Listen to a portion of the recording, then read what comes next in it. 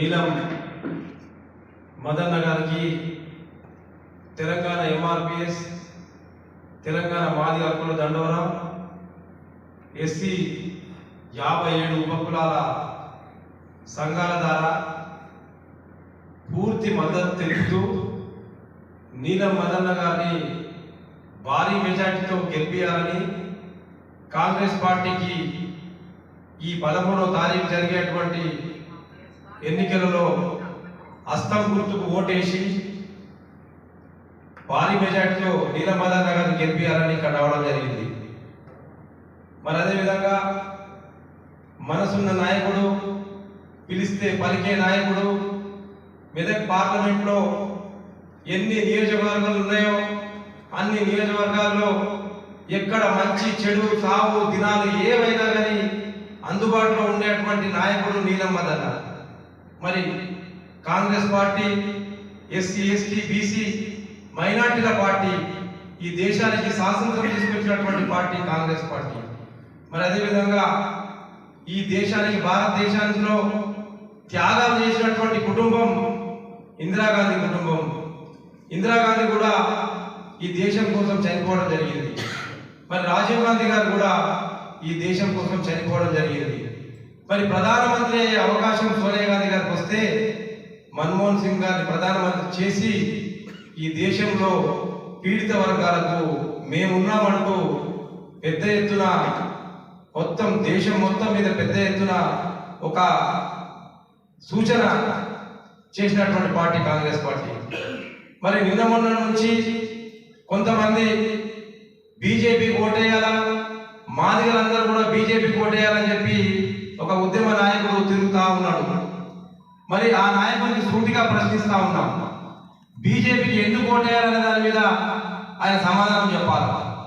SC వర్గీకరణపై 10 సంవత్సరాల నుంచి BJP party వర్గీకరణ చేయకుండా 10 సంవత్సరాలు పక్కన పెట్టి ఇప్పుడు పార్లమెంట్ ఎలక్షన్లో మేము వర్గీకరణ చేస్తాం, మా పార్టీకి ఓట్లేనని చెప్పి చెప్పుకుంటూ తిరుగుతా ఉన్నారు.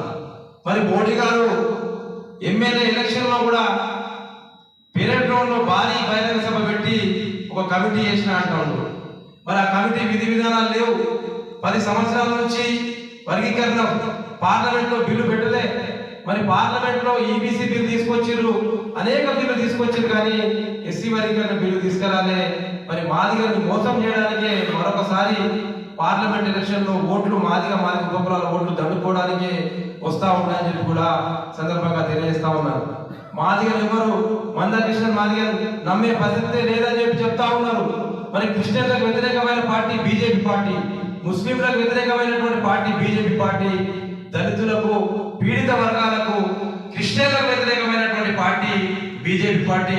మనం చూస్తా ఉన్నాం అనేక రాష్ట్రాలలో బీజేపీ ఎక్కడైతే అధికారంలో ఉందో ఆ రాష్ట్రాలలో ఎస్సీలపై దాడులు, చర్చిలపై దాడులు, మసీదులపై దాడులు, దళితులపై రేపులు, దళిత అమ్మాయిలను నగ్నంగా ఊరేగించేటువంటి సందర్భాలను మనం అనేక రకంగా చూస్తా ఉన్నాం.